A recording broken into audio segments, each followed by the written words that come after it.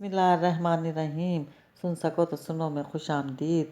Novel है ए सितारा शब ज़िंदगी, किस्त नंबर 10 के साथ आपकी खिदमत में हाजिर हैं।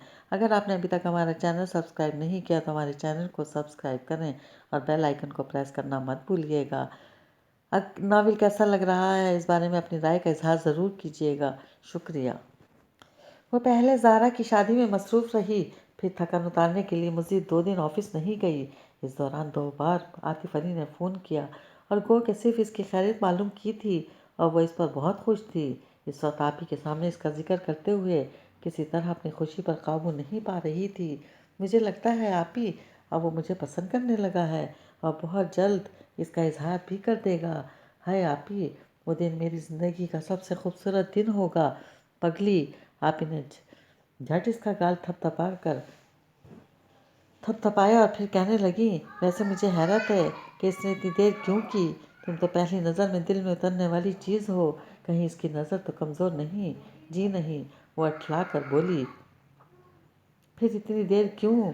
बस वो कहने जा रही थी, शहर की वजह से, जिसकी मोहब्बत से निकलने के बाद ही वो इसकी तरफ मुतवज्जा हो सकता था। लेकिन फिर फ़ौरन सिमल गई और बात बनाते हुए बोली, वो यहाँ कब था? 1 साल तो लंदन में रहा। फिर आप ही, वो इन लोगों की तरह नहीं है जो दिल हथेली पर लिए फिरते हैं। इसे खुद पर बहुत इख्तियार है और इसकी इसी बात ने तो मुझे मुतासिर किया है। चलो, कहीं तो तुम मुतासिर हुई। और मुझे कब इनके दर्शन नसीब होंगे। मम्मी भी इतनी तारीफ़ करती हैं इसकी। वो है ही तारीफ़ के काबिल। वो खुश होकर बोली, इतना हैंडसम, इतना डिसेंट। खैर, कम तो तुम भी नहीं हो। बस अब जल्दी तुम्हारी शादी होनी चाहिए। डैडी से बात क्यों नहीं करते? मेरा मतलब है शादी की। आप ही ने कहा। क्यों डैडी, क्यों बात करेंगे? पहल इसकी तरफ से होगी। ये सब पुरानी बातें हैं कि लड़के वाले हैं। नहीं आप ही, इसने फ़ौरन टोक दिया। पुरानी बातें हो या नहीं, मुझे इससे कोई गर्ज नहीं। अपने मामले में पहल इसकी तरफ से चाहती हूँ, वरना मैं पहले मरहले पर ही इससे आई लव यू ना कह देती। हो सकता है वो तुम्हारी तरफ से इस बात का मुंतज़िर हो। आप ही ने अपना ख्याल जाहिर किया तो कुछ खो कर बोली, अगर ऐसा है तब भी नहीं कहूँगी। मैं इसके मुंह से सुनना चाहती हूँ। अच्छी बात है, मैं दुआ करूँगी अल्लाह इसे जल्द तौफीक दे। आप ही कहती हुई उठ खड़ी हुई तो इसने चौंक कर इन्हें देखा। फिर इनके बाद साथ कमरे से निकल आई। फिर वो पूरे 8 दिन बाद ऑफिस गई तो इसका इरादा कुछ देर डैडी के पास बैठने का था। इसके बाद वो आतिफ अली के पास जाना चाहती थी, लेकिन इससे पहले डैडी किसी काम से निकल गए और वो कितने काम इस पर छोड़ गए थे, जिन्हें निपटाते निपटाते दोपहर हो गई। तो इसने फारूकी साहब को बुलाकर जो 1-2 फाइलें रह गई थी इन्हें सौंपी। फिर डैडी के मोबाइल पर फ़ोन करके इन्हें अपने जाने का बताकर उठने लगी थी कि आतिफ अली का फ़ोन आ गया। छूटते ही बोला था, बहुत छुट्टियाँ करने लगी हैं आप। कौन? आतिफ अली। वो बेसाख्ता मुस्कुरा कर बोली, मैं अभी आपकी तरफ आ रही हूँ, बस तो फ़ौरन आ जाएं। इधर से फ़ौरन के साथ फ़ौरन सिलसिला मुनक़ता भी हो गया। फ़ौरन जनाब फ़ौरन। इसके अंदर एक हलचल मच गई थी। जल्दी जल्दी में गाड़ी की चाबी नज़र नहीं आ रही थी और अभी इसे ढूंढते हुए झंझला रही थी कि मज़ीद फराज की आमद ने इसे कोफ्त में मुब्तला कर दिया। कैसे आए? इसके लहजे में वाज़ेह नागवारी थी। तुम कहाँ थी इतने दिन से? आई मीन ऑफिस क्यों नहीं आ रही थी? फराज ने इसकी नागवारी और सवाल दोनों नज़रअंदाज कर दिए तो इसका दिल चाहा कहे, तुम्हें क्या मैं आऊँ या ना आऊँ, लेकिन वैसे इस तरह बात नहीं कर सकती थी। मजबूरन जवाब देना पड़ा। ज़ारा की शादी में मसरूफ़ थी। अरे, ज़ारा की शादी हो गई? मुझे क्यों नहीं बुलाया इसने? ये तो मुझसे पूछना। इसे चाबी नज़र आ गई थी। झपटने के अंदाज में इसे उठाकर बोली, मिलेगी तो ज़रूर पूछूंगा। अच्छा, मैं सब बहुत जल्दी में हूँ। तुम अगर यहाँ बैठ कर डैडी का इंतज़ार करना चाहते हो तो। नहीं, मैं ऑफिस काम से नहीं आया। और इसकी बात पूरी होने से पहले बोल पड़ा। फिर इसके अंदाज में अभी भी उजलत थी, जैसे जो कहना है जल्दी कहो। तुम्हें मालूम है मिस्टर आतिफ अली मेरी बीवी सहर के कज़न हैं। फराज ने जानबूझकर कदर तौक़ुफ़ करके पूछा तो ना सिर्फ तब ठिठकी बल्कि अंदर ही अंदर परेशान भी हो गई। फिर भी अनजान बनकर बोली, अच्छा, मुझे मालूम नहीं था। अब तो मालूम हो गया है ना? फराज ने जोर देकर कुछ जताना चाहा लेकिन वो समझी नहीं। फिर मैं क्या करूं? अगर तुम्हारी बीवी के कज़न हैं तो? कज़न के अलावा मंगेतर भी थे। फराज ने इस बार कमीनगी से कहा तो वो सचमुच डर गई। क्या कहना चाहते हो तुम? मैं कुछ नहीं कहूँगा, मैं तुमसे वादा कर चुका हूँ। लेकिन सहर, वो तो किसी वादे की पाबंद है, न इस पर तुम्हारा कोई एहसान है। वो टेबल पर दोनों बाजू जमा कर बराह रास्त इसकी आंखों में देखता हुआ बोला, मेरी बात समझ रही हो ना? हाँ हाँ। नहीं, वो जब्त करते करते भी रो पड़ी, क्योंकि इसने ये सब नहीं सोचा था। बस सहर की शादी करा के समझ लिया कि सब ठीक हो गया, और सब ठीक हो भी सकता था अगर जो फराज की नीयत में खोट ना होती। वो इसकी मेहरबानियाँ, इसके एहसान भूल कर इसे ब्लैकमेल कर रहा था, और वो ऐसी नादान क्या बीवी से दोस्त समझ रही थी। मेरी तो कुछ समझ में नहीं आ रहा फराज, तुम बताओ मैं क्या करूं? अरे अरे, ये तुम रोने क्यों लगी? प्लीज़ रो मत, मुझे बहुत तकलीफ़ हो रही है। फराज ने फ़ौरन रुमाल निकाल कर इसकी तरफ बढ़ाया। फिर कदर रुक कर अफसोस से कहने लगा, काश तुमने अव्वल रोज़ ही मुझ पर हर बात वाज़ेह कर दी होती, लेकिन शायद तुम्हें मुझ पर एतमान नहीं था। नहीं, ये बात नहीं है। वो आंसू पोंछती हुई बोली, तुम गलत मत समझो। गलत ना सही, मैं कुछ नहीं समझ रहा जब तक तुम नहीं समझाओगी। वो अब हर बात इसके मुंह से सुनना बल्कि उगलवाना चाहता था। मुझ पर एतमाद करो रिजा, मैं तुम्हारा दोस्त हूँ, हरगिज़ तुम्हें परेशान नहीं देख सकता। वैसे तुम परेशान किस बात से हो? तुम जान तो गए हो। वो जुज़ से होकर बोली, मैं ज़्यादा कुछ नहीं जान पाया। खैर तो तुम तो बताना चाहती तो मैं इसरार भी नहीं करता। अलबत्ता ये बात ज़रूर बताओ कि मुझे क्या करना है। फराज ने कंधे उचका कर तुम दिलचस्पी का इजहार किया तो कुछ देर तक इसे देखती रही। फिर कहने लगी, मुझे आतिफ अली ने पहली नज़र में अट्रैक्ट किया था, हालांकि मैं इस वक्त इसके बारे में कुछ भी नहीं जानती थी, और अगर दोबारा इससे सामना होता तो शायद कुछ अर्से बाद वो एक भूला बिसरा ख्वाब हो जाता। लेकिन इत्तेफाक कह लो या किस्मत का खेल कि बहुत जल्द हमारी दोबारा मुलाकात हो गई। मुझे नहीं मालूम था कि वो एंगेज है, बहुत बाद में मालूम हुआ। तब तक मैं बहुत दूर निकल चुकी थी और गो के वापसी मुश्किल थी। फिर भी मैंने सोच लिया कि इसके रास्ते से हट जाऊंगी, लेकिन इन्हीं दिनों इत्तेफाक से तुम आ गए, और ये भी इत्तेफाक था कि इस वक्त मैं शहर को सोच रही थी। फिर बस अचानक ख्याल आया कि अगर शहर की शादी हो जाए तो अपनी मोहब्बत पा सकती हूँ। यूँ मैंने तुम्हारे सामने शादी की शर्त रख दी और तुमने मान भी ली। इसने आखिर में यूँ होठ सुकेड़े जैसे खुद भी हैरान हो रही हो कि सब कुछ आनन फानन कैसे हो गया। किस्मत तुम्हारा साथ दे रही थी, बल्कि दे रही है। फराज ने इसकी हैरत समझ कर कहा। हाँ। वहाँ की सूरत गहरी सांस खींचती हुई बोली, वरना ये भी तो हो सकता था कि तुम शादी से इनकार कर देते। सब किस्मत का खेल है यार। बहरहाल जो हुआ अच्छा हुआ। अब तुम ये बताओ कि तुम किस बात से परेशान हो? फराज ने हल्के फुल्के अंदाज में कहकर फिर इसकी परेशानी का सबब पूछा तो कुछ देर रुक कर बोली, सहर, मुझे सहर की तरफ से खदशा है कि कहीं वो आतिफ अली के सामने ये ना कह दे कि इसकी शादी में मेरा कोई नहीं कहेगी। वो फ़ौरन बोल पड़ा, मेरा मतलब है, मैं इसे समझा दूंगा, तुम बिल्कुल बेफिक्र हो जाओ। एक मिनट। वो एकदम याद आने पर टोक कर पूछने लगी, क्या सहर जानती है कि इससे शादी के लिए मैंने तुमसे कहा था? हाँ, इसीलिए तो मैं तुमसे कह रहा हूँ कि अगर तुम शुरू ही में सारी बात बता देती तो मैं शहर को हवा भी ना लगने देता। लाइलमी के बाइस मैं इससे तुम्हारे बारे में पूछता रहा, और ये भी कहा कि हमारी शादी तुमने कराई है। बहरहाल तुम फिक्र मत करो। वो इसे परेशान करके कह रहा था, फिक्र मत करो। तभी हल्की सी दस्तक के साथ दरवाज़ा खुला तो वो आतिफ अली को देख कर घबरा गई। मैं आई कम इन मिस? आतिफ अली ने दिलकश मुस्कुराहट के साथ पूछा तो बस ज़रा सा सर हिला कर सकी। आपने तो कहा था कि आप। वो फराज को देख कर लहजा रुक कर बोला, सॉरी, मैं शायद मुखिल हुआ हूँ। नो सर, आप ठीक वक्त पर आए हैं। फराज फ़ौरन खड़ा हो गया, मैं बस जा रहा था।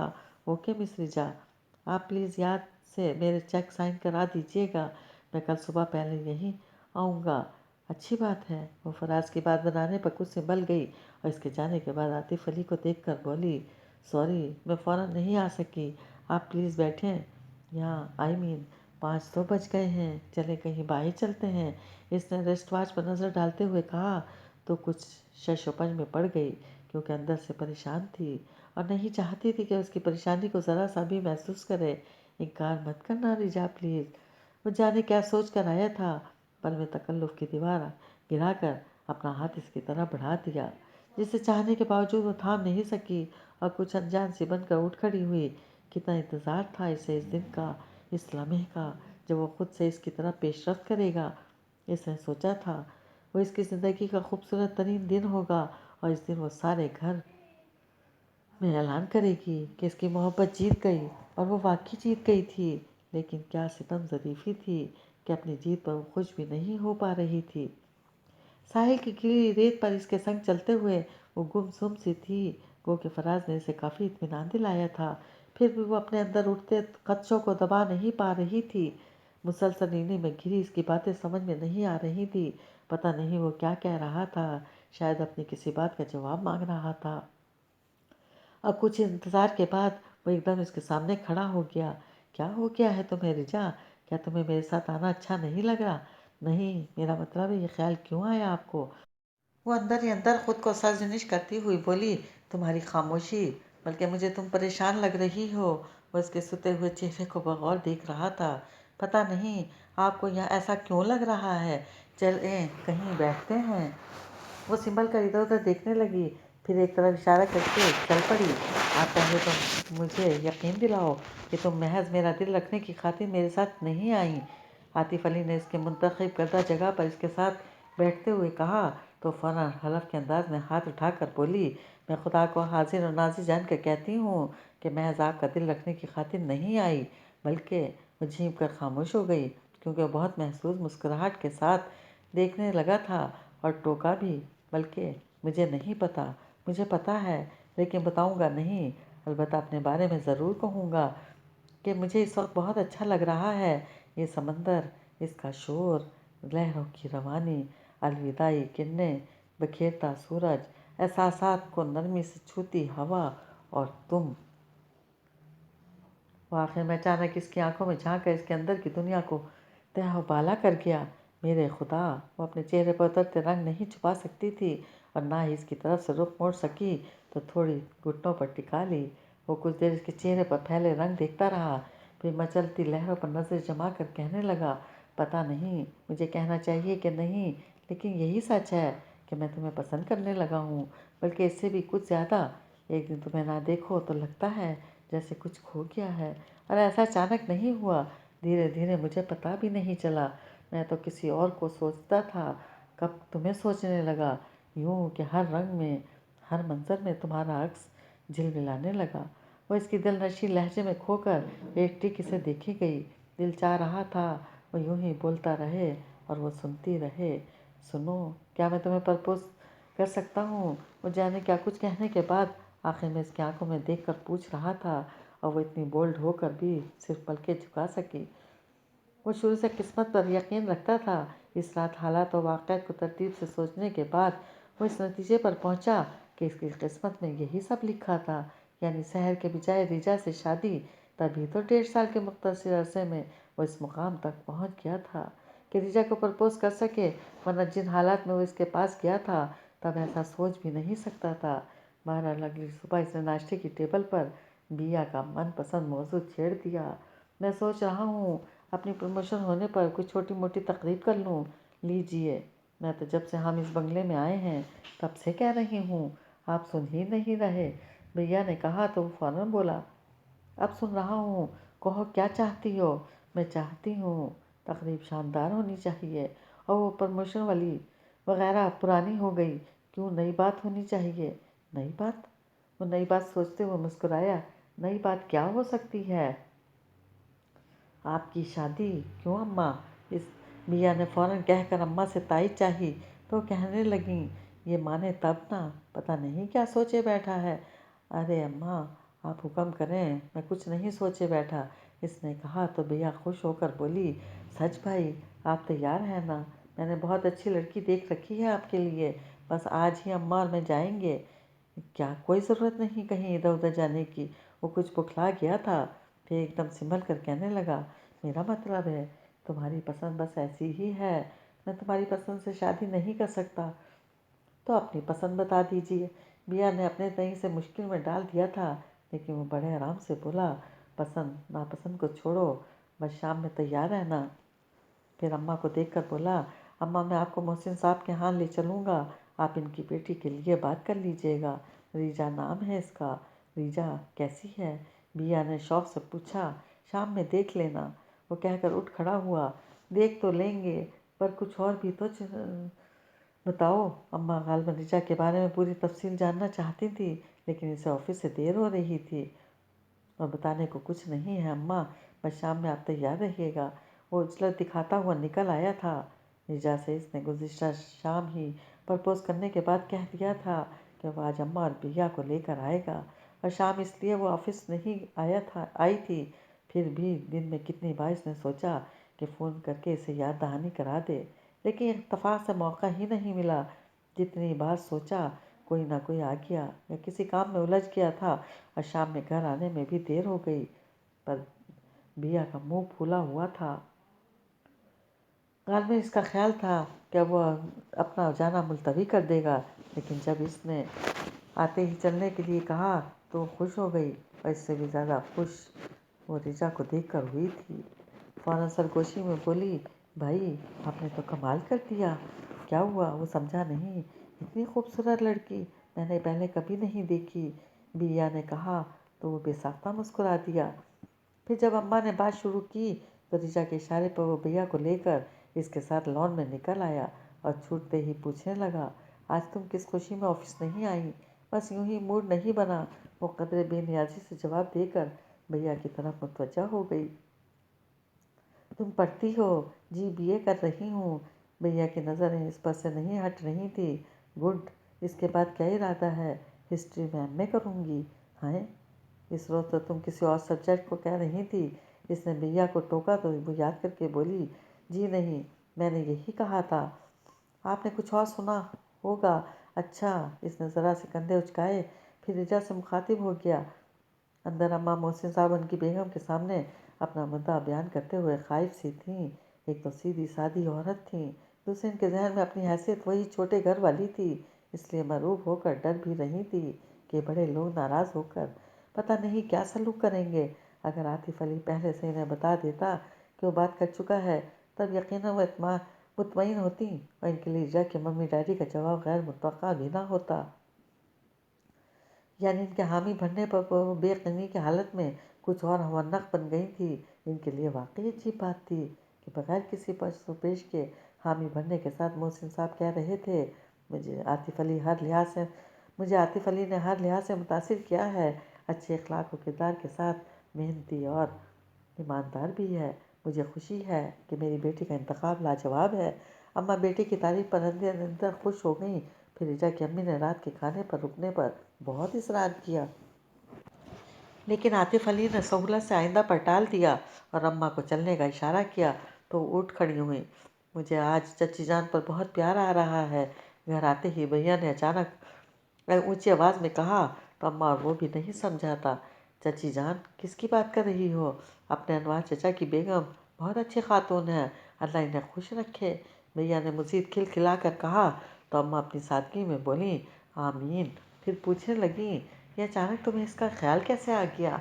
अचानक नहीं अम्मा, मुझे बहुत याद रहती हैं वो। कल चलेंगे इनके यहाँ मिठाई लेकर। बड़ा एहसान है इनका हम पर। काहे का एहसान?